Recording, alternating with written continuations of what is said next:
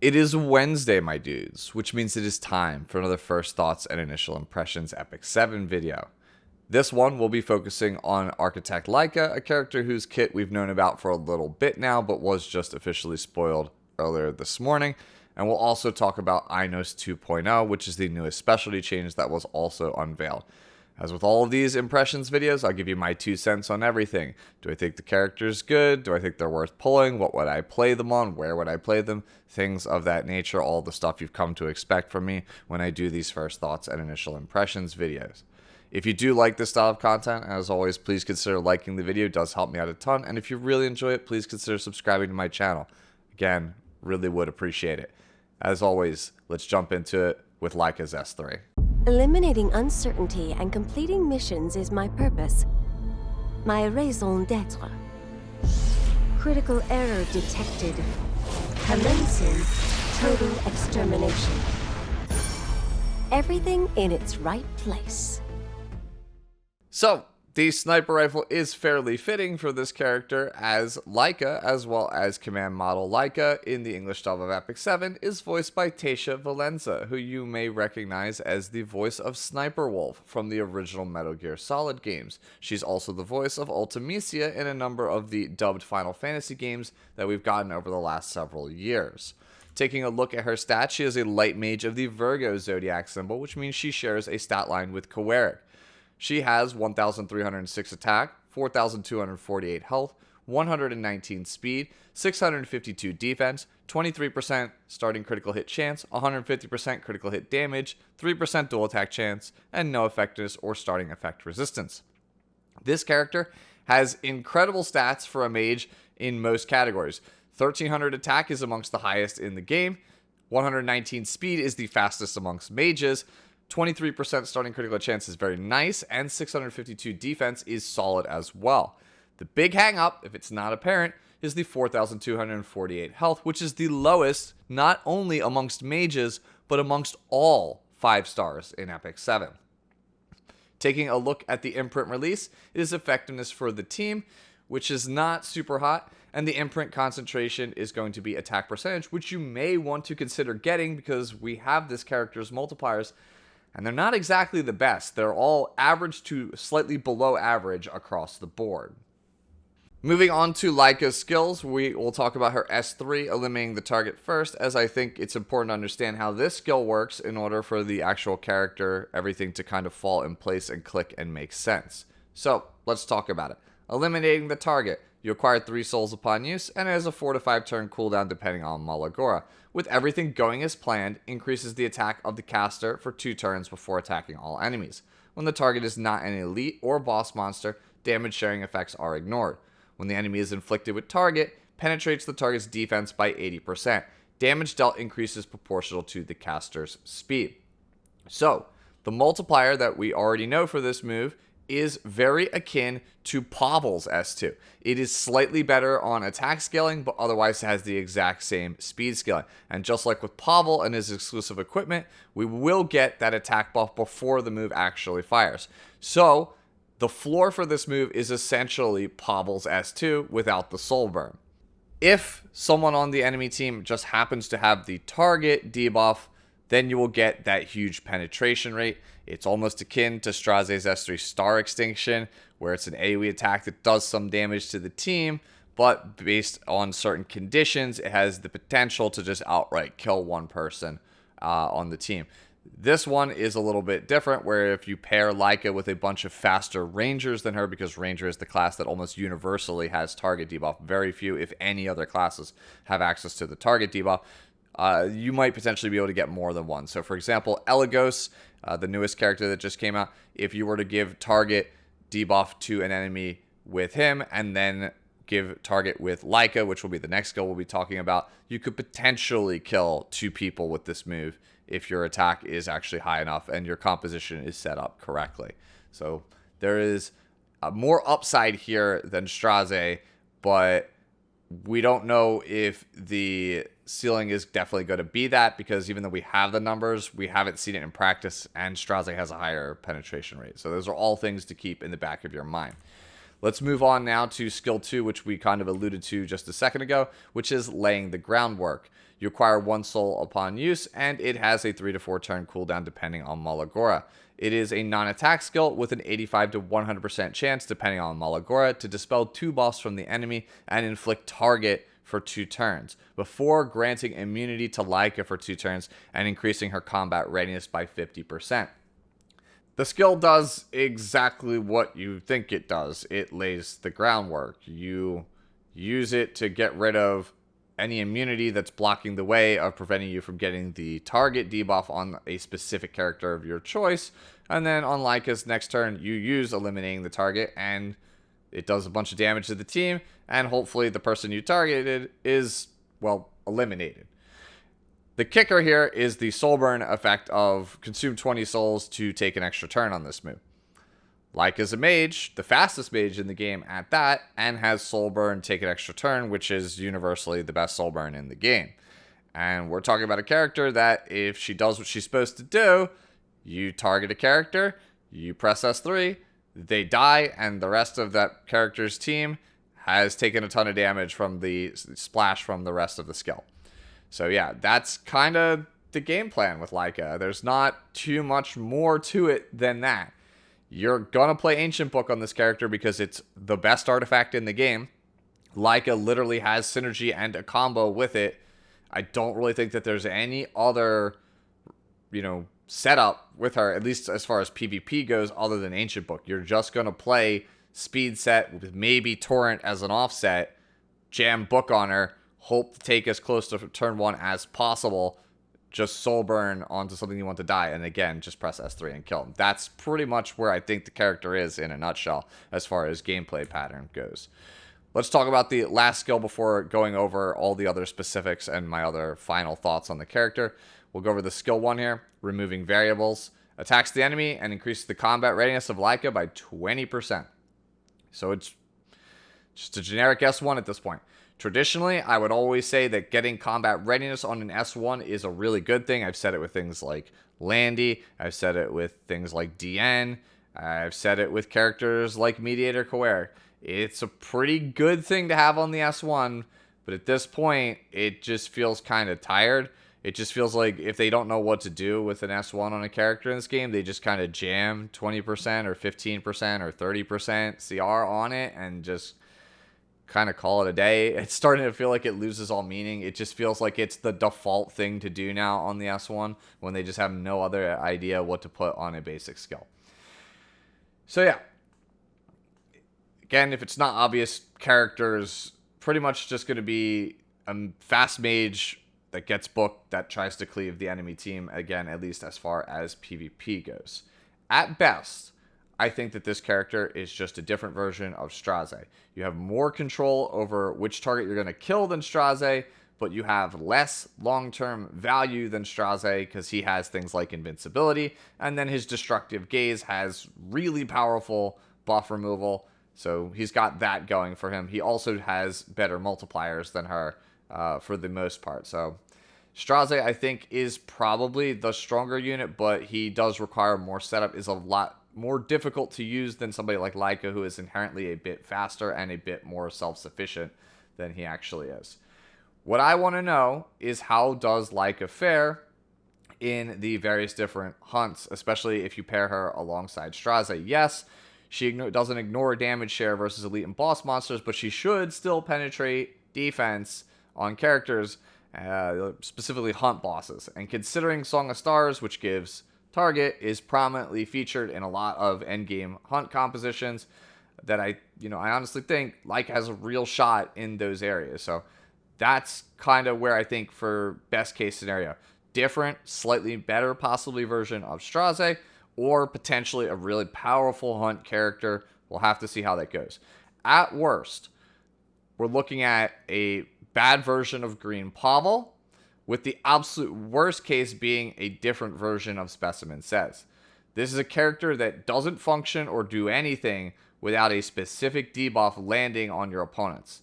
And if your opponents know what Laika does, at least in a competitive setting, they're probably going to bring cleansers to undo the target, or some kind of character like a Sage Ball and Cezanne to disrupt the combo if you don't have Book, Revivers to undo the combo, or if they just don't have any of that, they're just going to ban the Laika and just not let you have it in the first place.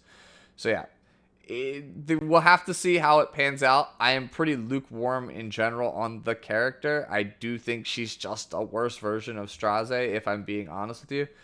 If you guys are PvP players watching this video, if you're somebody who enjoys aggro and you have most of the Moonlight 5 stars in the game, yeah, then you can absolutely pull for Laika. For everyone else, though, I encourage you to look elsewhere. I think there are much more meaningful, much more impactful Moonlight 5 stars that you could be picking up than Laika.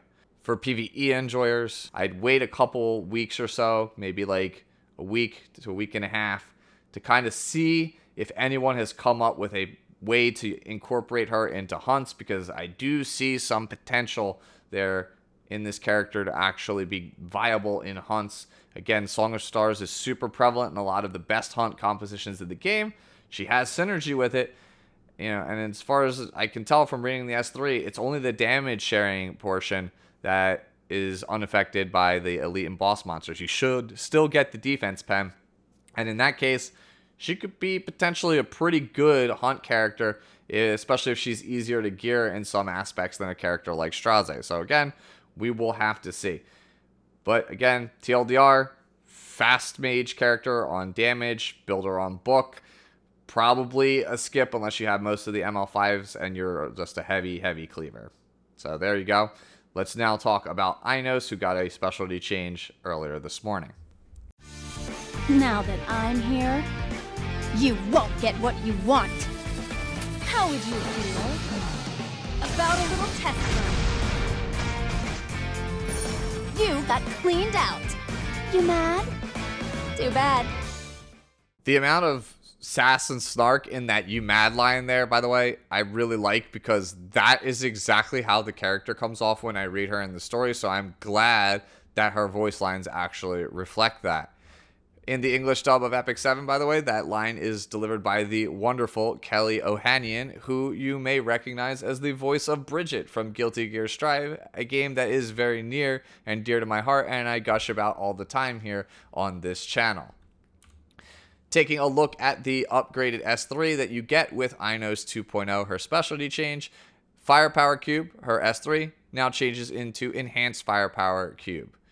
Throws an Enhanced Firepower Cube before exploding it to attack all enemies, recovers health of all allies, and increases attack and speed for 2 turns. Amount recovered increases proportional to the target's max health. This skill cannot trigger a counterattack. That last line, this skill cannot trigger a counterattack, being the only real change to this actual move. The base Firepower Cube, already pretty good move. Inos already had a pretty fantastic kit. The problem was, as with most 3 stars, stats are just simply too low to actually see play. If you've been a longtime viewer of my channel, you know that I have used Inos in the past for the Abyss Challenge mode, because the Dark Element really doesn't have a lot going on when it comes to healers. Inos is pretty much far and away the best, at least at the 4-star and lower rarity, so for free-to-play players or people who might not have specific ML5 stars, she's pretty much been my go-to option when I need a specific dark healer. I mean, just look at the actual move. It's an AoE heal, an AoE attack. It also gives you a 2-turn attack buff, which traditionally is one of the best buffs in the entire game. Also gives your whole team a 2-turn speed buff. Pretty nuts. Scales off of max health on the character, which is obviously great for a healer. And now it has the ability to be unable to trigger a counterattack, which traditionally also very good. So Inos, I'm very excited for this specialty change. I think it's actually quite a good specialty change, and we'll break down all of the various different runes and changes, and hopefully you will come around and start to see why I think that Inos 2.0 is potentially a meta pick. You probably will start seeing her in PvP. Jumping into Inos' runes, we have the Mineral Rune, which increases her defense by 15%. This will make it so that her base defense goes from 599 to a very respectable 688, which puts her in line with a lot of the very competitive Soul Weavers that have seen play throughout the history of Epic 7. The health rune increases her base health by 25%. That's going to give her essentially an extra like 800 to 900 health.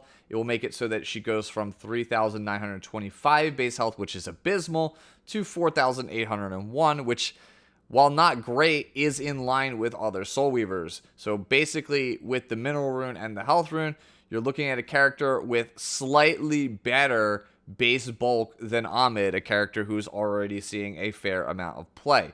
The Speed Rune gives her an extra 5 speed, making her base speed total go from 107 to 112, which is 1 speed faster than Desert Jewel Basar.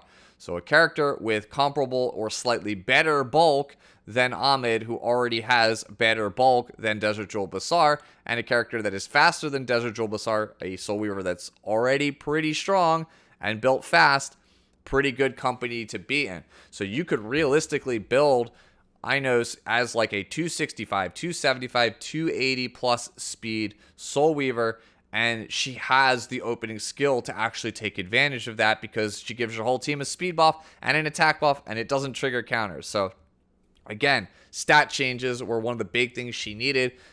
This skill tree absolutely delivers on that because, again, you're getting a character with comparable bulk and speed to proven Soul Weaver openers with a skill that works very well as an opening skill.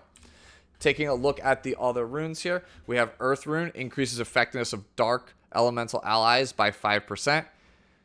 I feel like every specialty change has some kind of like affects the whole team throwaway passive that doesn't really amount to much. Sure, I don't really think 5% effectiveness is going to break the bank pretty much in any scenario. So this is, if you're going to leave the character at plus 27 because you don't have the runes, like this is the last one to actually end up getting. Harvest Rune.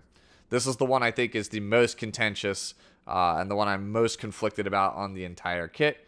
Harvest Rune, again, at the start of the first battle, gains 5 souls per dark element ally on the team, applies up to 3 units. So, Inos gets, if you're playing 3 dark units, including herself, 15 souls at the start.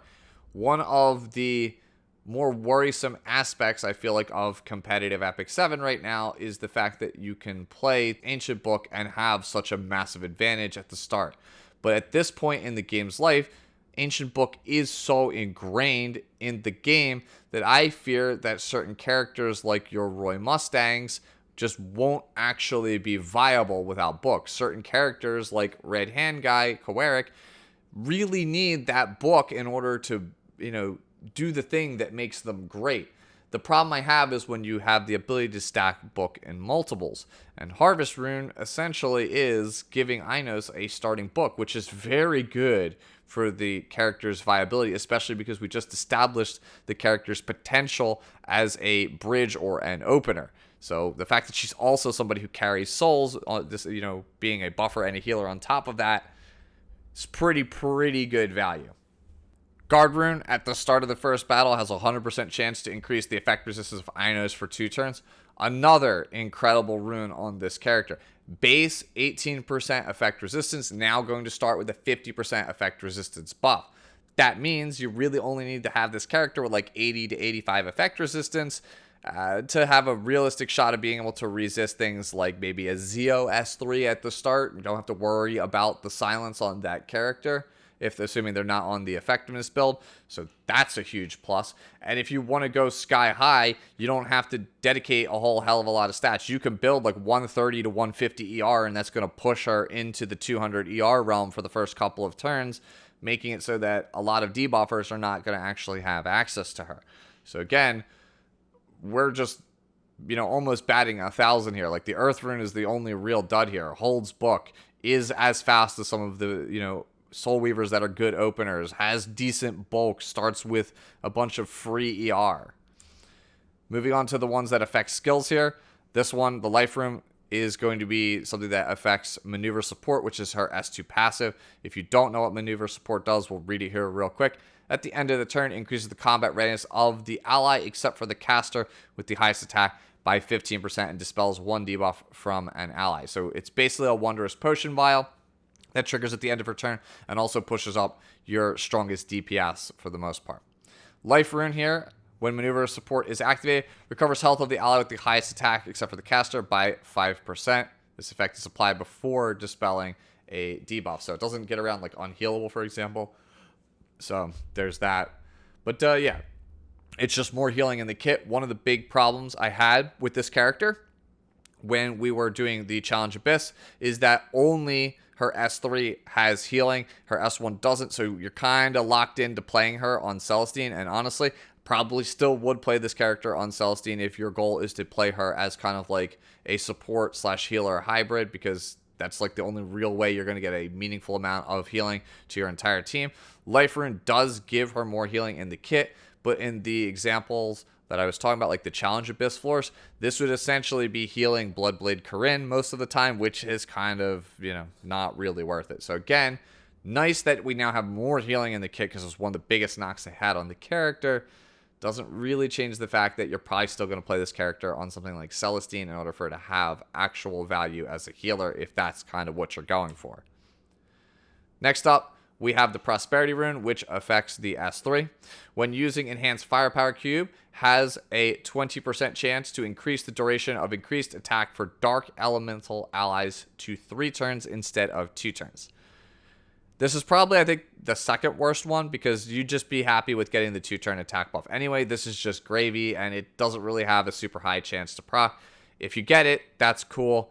It's not really a deal breaker. It's fine. It's a fine rune.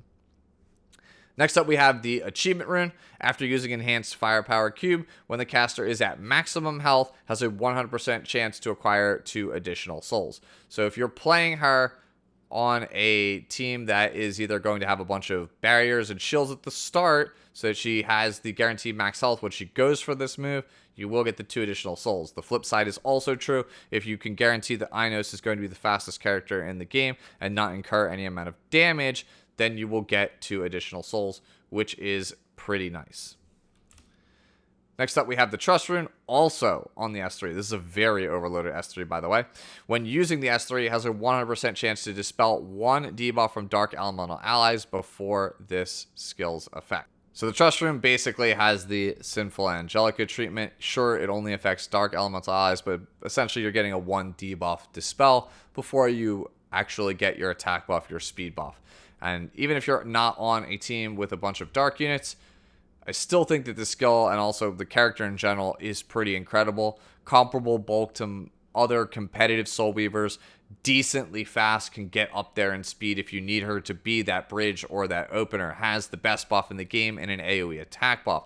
Has AoE speed buff. Has AoE heals. Provides combat readiness for the carry that is on your team. These are all really strong things, and if you give her Celestine, which it'll basically shore up, I think, one of her biggest weakness. Bunch of free stats in the form of the free effect resistance buff, and right now ER is kind of in the meta. If you're not in the know, it's pretty good right now because debuffers are everywhere, so a lot of people are leaning pretty heavy into ER. So having a Soul Weaver that comes with a free 50% is, again, very good. And even if you go then with the 3 or more dark units, you can get some pretty sick wombo combos. If you recall, we just talked about the Achievement Rune.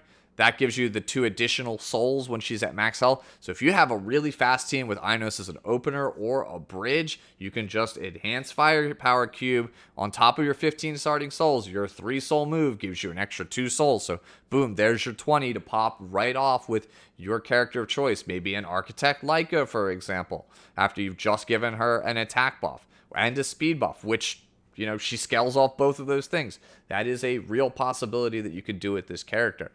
I'm not going to sit here and tell you that I think Inos is going to be the best Soul Weaver in the format, but I'd be very shocked if people weren't experimenting with her when she came out and trying things out, because I think that the character is just incredibly well-rounded and well-statted and can fit into a multitude of playstyles.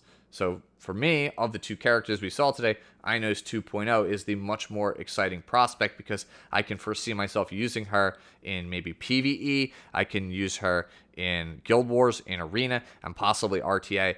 Whereas Laika, I'm less enthusiastic about because it's playstyle and gear dependent, and the multipliers might not be enough for me to want to use her in other aspects outside of World Arena. But those are just my thoughts on the characters. Let me know down in the comments below how you feel about both characters. And if I missed anything, as always, let me know down in the comments below. I will see you all Friday to talk about the balance adjustment preview that will be there. And then also we'll do something really fun on Saturday. So stay tuned. Enjoy the rest of your day, the rest of your week, and I'll see you all in the next one. Bye-bye now.